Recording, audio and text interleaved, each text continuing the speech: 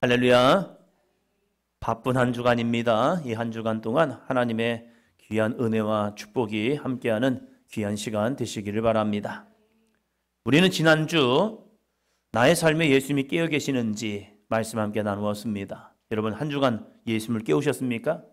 아니면 여전히 내 인생의 배에 여전히 예수님은 주무시고 계십니까? 예수님을 깨우는 것은 쉬운 일은 아닙니다. 내 생각, 내 방법, 내 고집을 내려놓고 주님의 기도의 자리에 나와서 주님을 붙드는 겁니다. 맞답니다. 예수님 도와주세요. 예수님 도와주세요. 예수님 나 좀 도와주세요. 예수님 나 좀 일으켜주세요. 예수님 나에게 힘 주세요. 예수님 나에게 능력을 주세요. 그래서 우리가 예수님을 깨우는 것, 그 예수님이 깨어나면 어떠한 역사가 일어납니까? 내 삶에 내가 알지 못하는 크고 은밀한 일이 벌어집니다. 주님이 행하신 놀라운 구원 역사가 우리에게 주어집니다. 두려움과 근심은 사라지고 문제 해결을 경험할 수 있습니다. 여러분 날마다 주님과 함께 일어나서 깨어 계신 주님과 함께 나갈 수 있는 삶이 되시기를 바랍니다. 그렇기에 좀 피곤하고 힘들어도 바빠도 주님 앞에 나와 기도해야 합니다. 내 인생의 주관자는 예수 그리스도이시기 때문입니다. 맞답니다. 내 인생의 주관자는 예수 그리스도이십니다. 할렐루야. 내 인생의 주관 되신 예수 그리스도를 붙들고 나아가는 승리하는 삶이 되시기를 바랍니다. 오늘은 사도행전 16장 30절로 32절 말씀을 가지고 제목 같이 합니다. 너와 내 집이 구원을 받으리라. 너와 내 집이 구원을 받으리라. 이 약속의 말씀이 여러분의 삶에, 여러분의 가정에, 여러분의 가문에 이루어지기를 축원합니다. 다시 한 번입니다. 시작. 너와 내 집이 구원을 받으리라. 오늘은 예수님을 왜 믿어야 하는지, 예수님을 믿으면 어떠한 놀라운 은혜가 주어지는지 오늘 말씀에서 나오고 있습니다. 오늘 말씀의 배경입니다.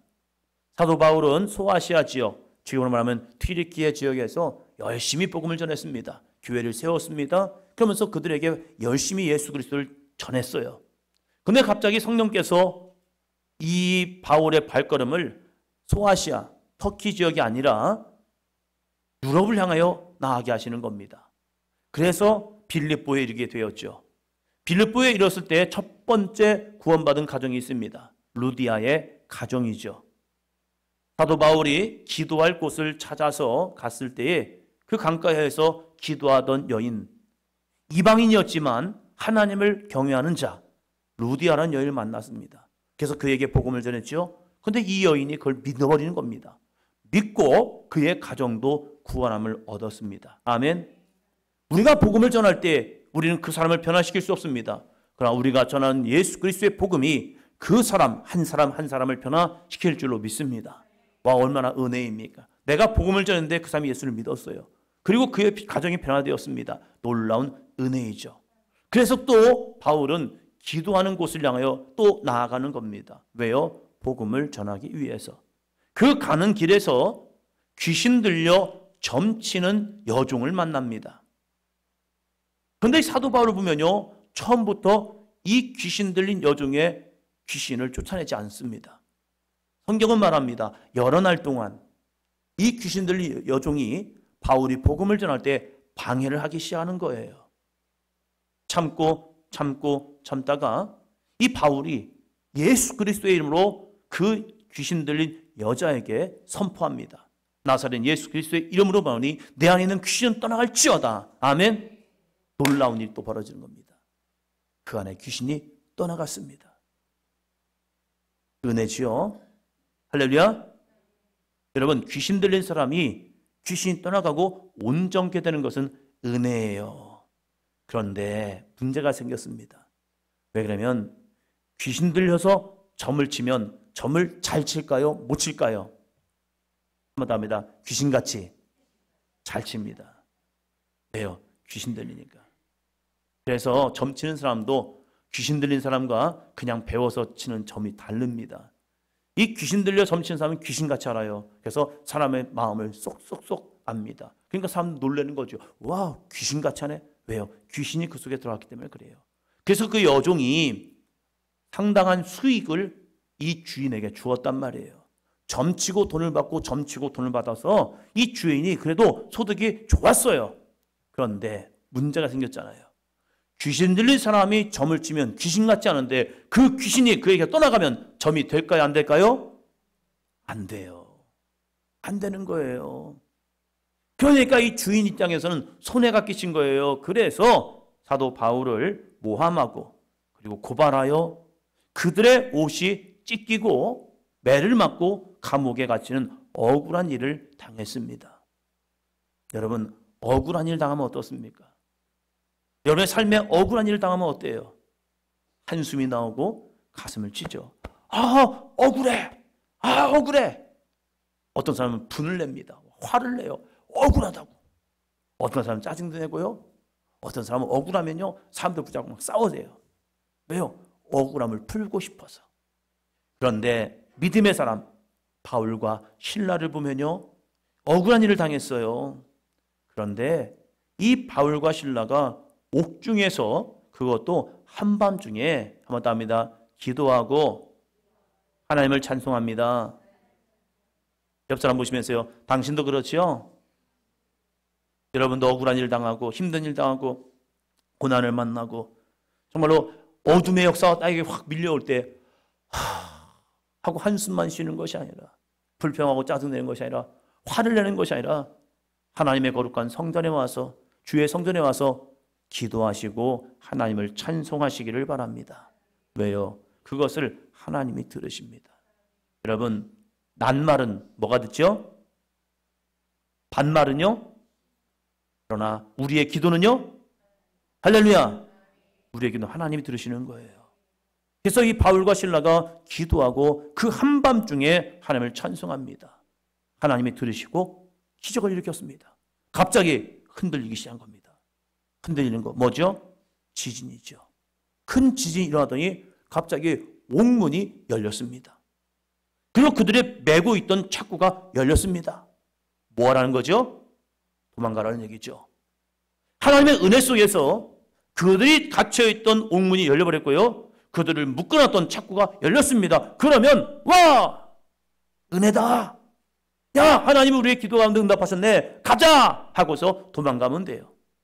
그런데 이들은 달랐습니다. 왜요? 한번 더 합니다. 하나님이 하실 일이 있습니다. 하나님의 역사에는 하나님이 하실 일이 있습니다. 아멘. 하나님이 역사하셨네 하고 그냥 가는 것이 아니라 하나님의 역사에는 하나님이 하실 일이 있는 거예요. 그래서 우리는 그때 기다려봐야 합니다. 도대체 하나님이 어떤 일을 하실까? 그런데 이상한 일이 벌어지는 겁니다. 이 간수가 한밤중이었기 때문에 잠을 잤어요. 보초를 서야 할 간수가 잠을 자버린 거예요. 잠을 잤는데 갑자기 땅이 흔들렸습니다.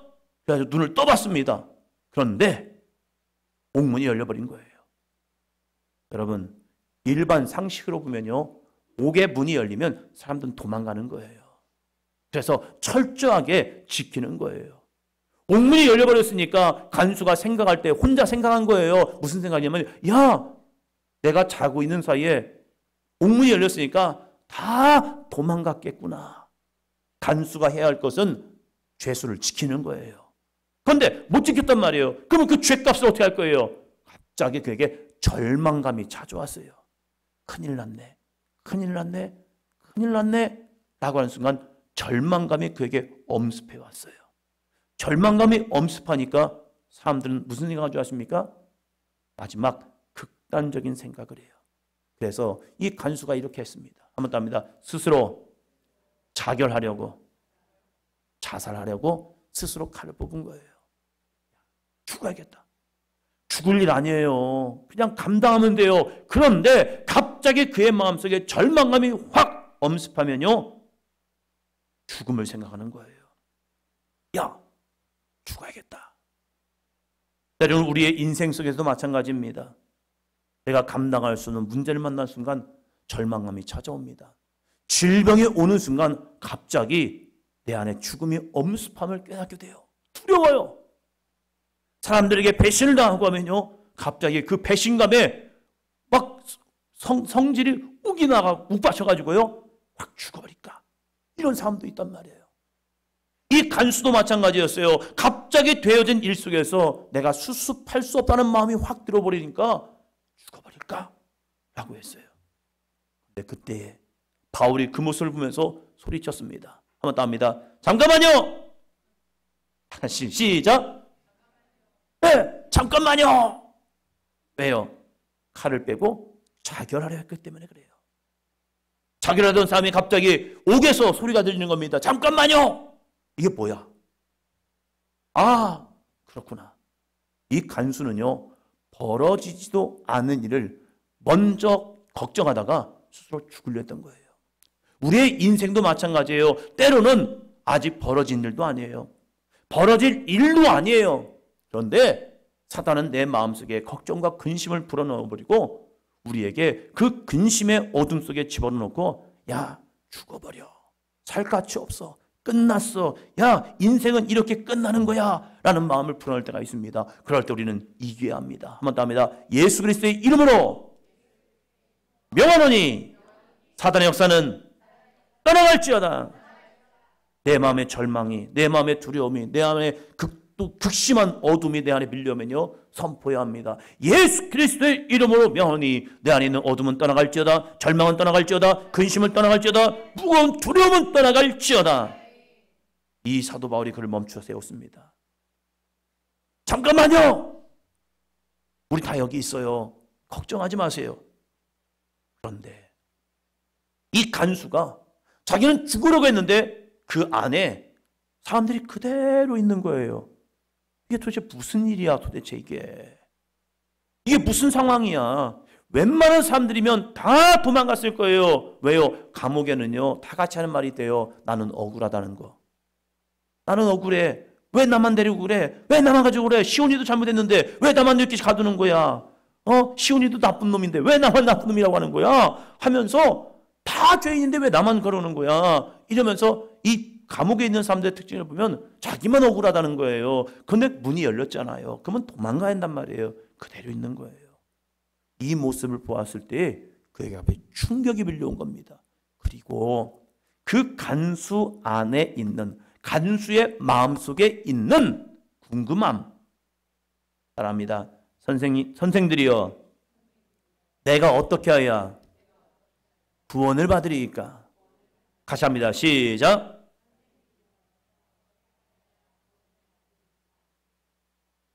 이 삶과 나의 삶이 달라 보이는 거예요.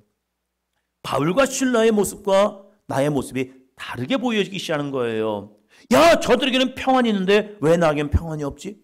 저들에게는 구원이 있는 것 같은데 나에겐 왜 구원이 없지? 이 마음속에서 그들에게 물어보기 시작하는 거예요. 선생들이여, 내가 어떻게 하여 구원을 받으리까? 간수는 문제를 통하여서 자신의 절망을 보았습니다. 사람들은 그 문제를 통하여 자신의 절망을 볼 때가 있습니다. 그래서 인생이 이렇게 끝나는구나 라고 생각할 때가 있다는 거예요. 그 순간 자기에게 스쳐오는 질문, 내가 어떻게 해야 구원을 받을 수 있을까? 이 삶에서, 이 문제에서, 이 고통에서, 이 절망에서 내가 어떻게 구원을 받을 수 있을까? 근원적인 질문을 바울에게 던집니다. 여러분, 사람은요, 인생과 죽음에 대해서 생각해야 합니다. 우리 청소년들도 도대체 인생이 뭐지? 나의 10년 후는 어떻게 될까? 그 10년 후가 지나고 10년 후가 지나고 10년 후가 지나서 어느 날 나에게도 죽음이란 게 올 텐데 그 죽음 너머에는 무엇이 있을까? 옆 사람 보면서요. 당신은 아십니까? 앞 사람 보시면서요. 당신은 아십니까? 사람은요, 다른 피조물과 달라요. 동물들은 죽음에 대해서 생각하지 않아요. 그런데 사람은요, 영적인 존재라 죽음 후에는 뭐가 있을까? 그 죽음 너머에는 무엇이 있을까? 그 물음표를 가지고 인생을 살아가요. 그래서 죽음이 두려운 거예요. 왜요? 아직 가보지 못한 곳을 향하여 가야 하기 때문에 그래요. 인생의 죽음으로 끝난다면 두려움은 없어요. 그냥 죽음은 끝이야 라고 하면 돼요. 그런데 모든 사람에게는요, 죽음에 공포가 있어요. 왜요? 죽음 뒤에는 또 다른 그 다음이 있기 때문에 그래요. 여러분, 인생의 죽음과 인생의 삶에서 우리는 어떻게 생각하고 있습니까? 불교의 대승이었던 성철 스님이 정말 수련으로 통하여서 한국 이 불교계의 큰 스님이었어요. 이 스님이 죽음을 앞두고 두 가지 큰 충격적인 말을 합니다. 그 말 중에 하나가 이거예요. 같이 한번 읽습니다. 시작.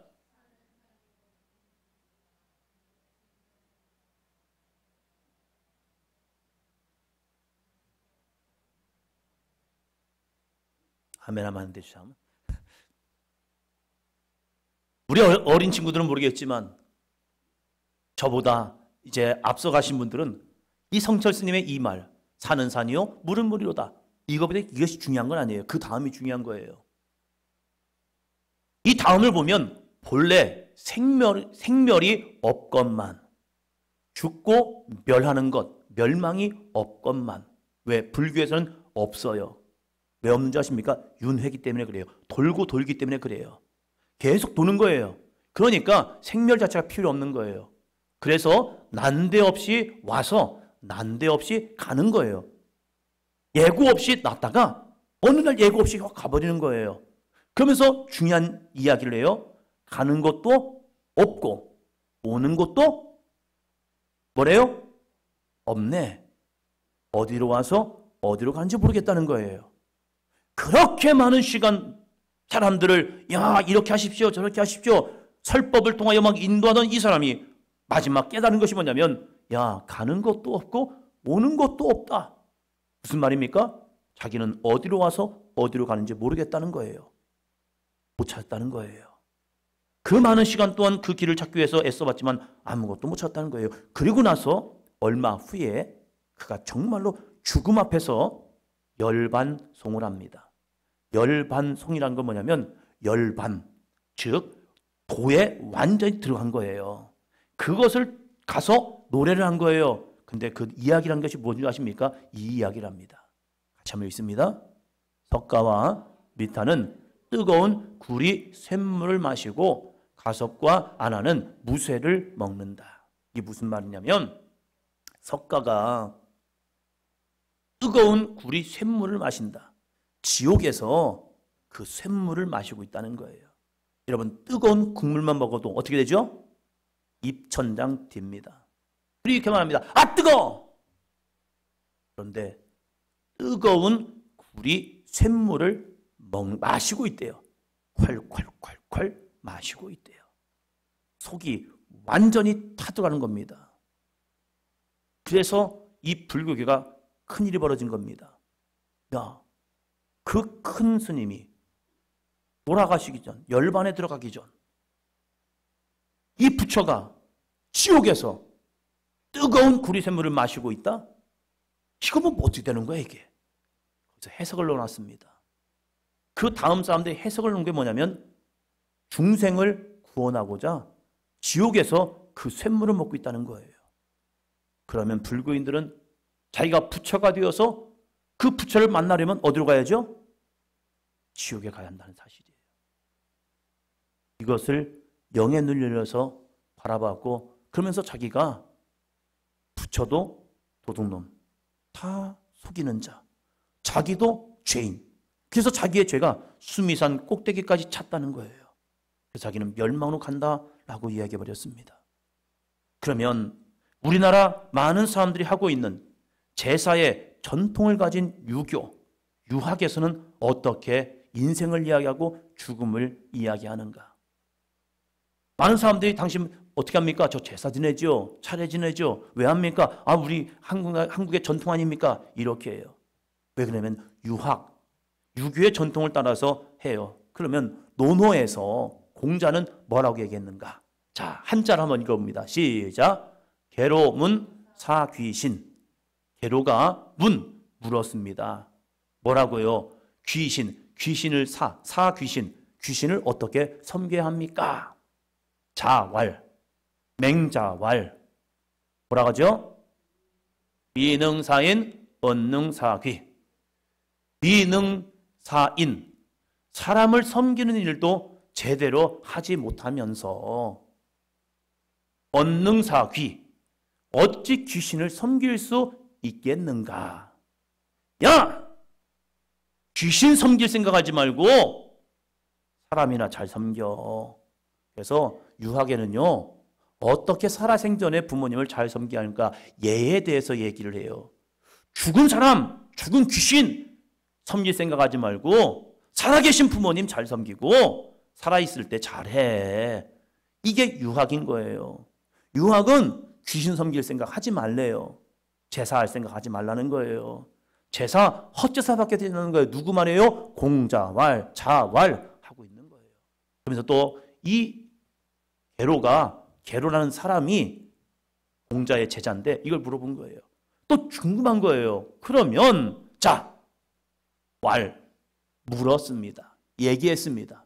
뭐라고요? 감문사, 감히 묻겠습니다. 뭐요? 죽음에 대해서 묻겠습니다. 자, 청소년들 잘 보세요. 한자 공부요, 한자 공부. 자, 감문사, 감히 묻겠습니다. 죽음에 대해서요. 그럼 죽음은 어찌었습니까? 이렇게 이 제자가 물어봤어요. 그랬더니 공자가 하는 말입니다. 자, 두 번째 부분 같이 있습니다. 시작. 의지생 언지사. 아직 삶에 대해서도 다 모르는데 어찌 죽음에 대해서 알겠느냐? 즉 공자는 죽음 이후를 모르겠다는 거예요. 그는 현명한 자입니다. 정직한 자입니다. 모르는 것은 모른다고 한 거예요. 그래서 유교에는요 제사가 필요 없어요. 왜요? 죽은 사람한테 할 생각하지 말고 살아있는 사람한테 잘할 생각해. 그러면 죽음은 무엇입니까? 라고 물을 때, 야, 내가 어떻게 죽음을 알아? 나도 사람이야. 나는 죽음을 모르는 사람이야. 나 그냥 죽음은 어떻게 될지 몰라, 나도. 그래서 한마디 했습니다. 옆에서 한번 보시면서요. 나에게 묻지 마. 나도 몰라. 근데 왜 나한테 물으려고 그래? 나도 아직도 사람이 어떻게 살아가야 하는지 잘 모르겠어. 근데 너희들한테 가르치는 것은 그나마 조금 내가 안다고 해서 너한테 이렇게 사는 것이 옳은 거야. 이렇게 군으로서, 임금으로서, 신하로서, 백성으로서 이렇게 사는 것이 맞고 부모로서, 자녀로서 이렇게 사는 것이 맞아 해서 예법에 대해서 공자는 얘기했을 뿐이에요.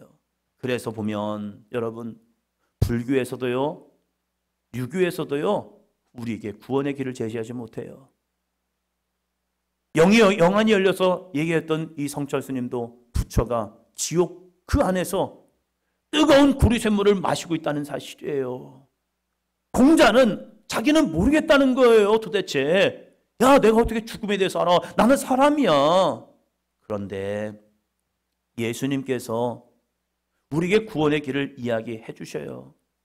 요한복음 14장에 보면 예수님께서 나는 이제 아버지께로 가겠다라고 하니까 도마가 궁금한 거예요. 예수님, 우리는 예수님이 어디로 가시는지 모르겠습니다. 어디로 가신다고 하시는 겁니까? 계속 예수님 가신다 하는데 도대체 어디로 가는 겁니까? 그리고 우리는 어디로 가야 합니까? 라고 물어볼 때에 요한복음 14장 6절에서는 이 위대한 말씀을 해주시는 거예요. 자, 같이 읽습니다. 시작.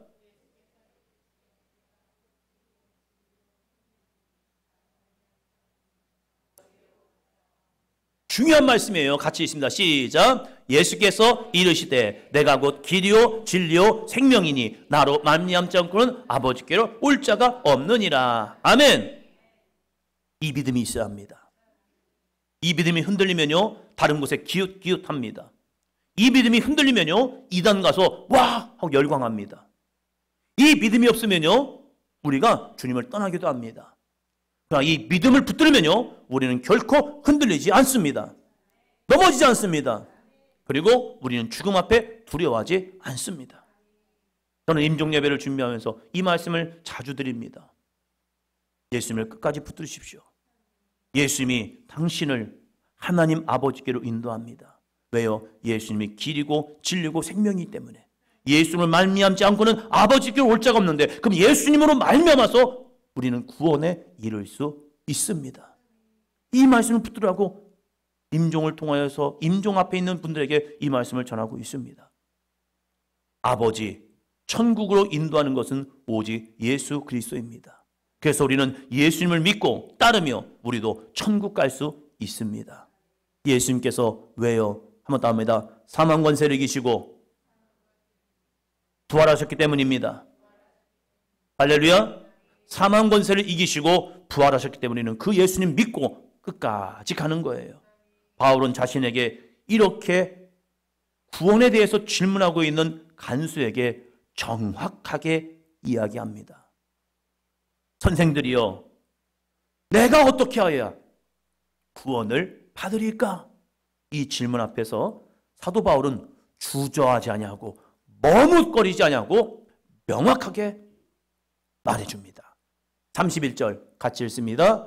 이르되 주 예수를 믿으라. 그리하면 너와 내 집이 구원을 받으리라 하고, 옆 사람 보시면서요. 주 예수를 믿으라. 그리하면 너와 내 집이 구원을 받으리라. 할렐루야. 왜 그렇습니까?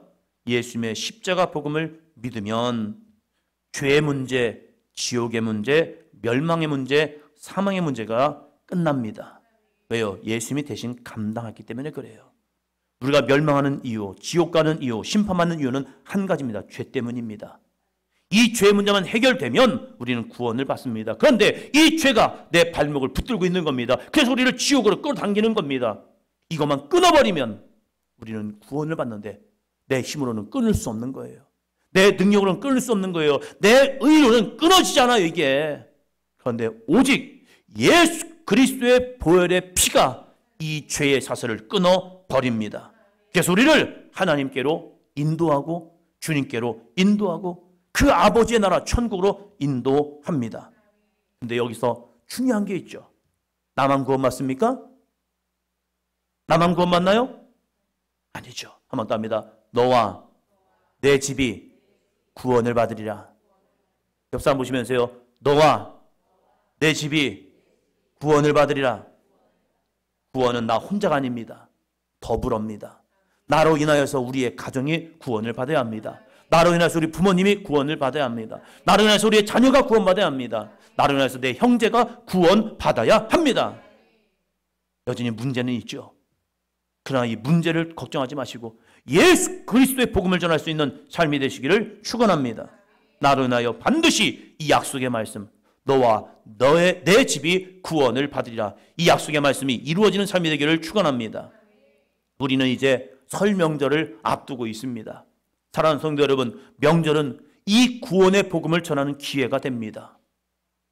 나만 구원받는 것이 아니라 내가 믿는 예수님을 전함으로 자랑함으로 나와 나의 가정이, 나의 집이 구원받는, 나의 부모님이 구원받고 나의 형제가 구원받는 시간이 되기를 축원합니다. 그래서 바울은 우리에게 도전을 줍니다. 어떤 도전이요? 32절입니다. 같이 합니다. 주의 말씀을 그 사람과 그 집에 있는 모든 사람에게 전하더라. 한번 더 합니다. 나는 안 됩니다. 여러분, 나는 안 돼요. 그런데 예수님은 가능합니다. 나는 할 수 없습니다. 그러나 하나님의 말씀은 가능합니다. 내가 어떻게 사람을 변화시킵니까? 우리는 못해요. 그러나 내 입술을 통하여 전하는 하나님의 말씀이 삶을 변화시킵니다. 바울이 간수를 변화시킨 게 아니에요. 바울이 간수의 집을 변화시킨 게 아니에요. 바울이 전하는 복음, 예수 그리스도의 말씀이, 예수 그리스도의 능력의 말씀이, 예수 그리스도의 구원의 말씀이 간수와 간수의 가정을 변화시킵니다. 아멘. 그래서 우리는 그 예수님을 전하는 겁니다. 내 입술을 열어 예수님 믿어야 합니다. 제가 당신을 위해 기도하고 있습니다. 내가 형제를 위해 기도하고 있습니다. 내가 부모님을 위해 기도하고 있습니다. 내가 너를 위해 기도하고 있다 하면서 우리 안에 있는 예수 그리스도를 자랑하고 증거하는 이 설 명절이 되기를 축원합니다. 하나님께서 이 명절을 통하여 한국에 있는 모든 가문들을, 가족들을 모이게 하신 이유가 무엇일까? 1년 동안 어떻게 살아왔는지 나누려고, 맛있는 음식 먹고 끝나라고, 즐거움의 만남으로 끝나려고? 아니에요. 믿는 자에게는 거기에 한 가지를 더 붙여야 합니다. 한번 더 합니다. 지상명령. 주님이 우리에게 명령을 하셨잖아요. 땅 끝까지 이르러 주의 복음 증거하라고요. 그런데 우리의 가족들이잖아요. 이 가족들이 불교에서 말하는 것처럼 지옥에 들어가서 뜨거운 쇳물을 컬컬컬 마시면서 그 고통 가운데 있으면 안 될 거 아니에요. 어디로 와서 어디로 가는지 모르는 그러한 모습으로 빠져들면 안 될 거 아니에요. 확실히 확실한 주의 복음 들고 우리가 이 땅에서 죄인으로 살던 우리들이 예수 그리스도의 십자가 구원을 믿고 천국, 영생, 구원을 향하여 나아갈 수 있는, 그래서 죽음이 두려움이 아니라 그 죽음 뒤에 넘어있는 하나님의 나라 바라보면서 주님의 능력으로 담대히 나아갈 수 있는 우리의 가정과 가문이 되기를 주의 이름으로 축원합니다. 사랑하는 성도 여러분, 마지막 이 32절 다시 한번 읽습니다. 주의 말씀을 그 사람과 그 집에 있는 모든 사람에게 전하더라. 아멘. 예수님을 전함을 통하여 하늘의 것을 사모하며 하늘의 것을 구하며 하늘의 것을 의지하며 나갈 수 있는 삶이 되기를 축원합니다.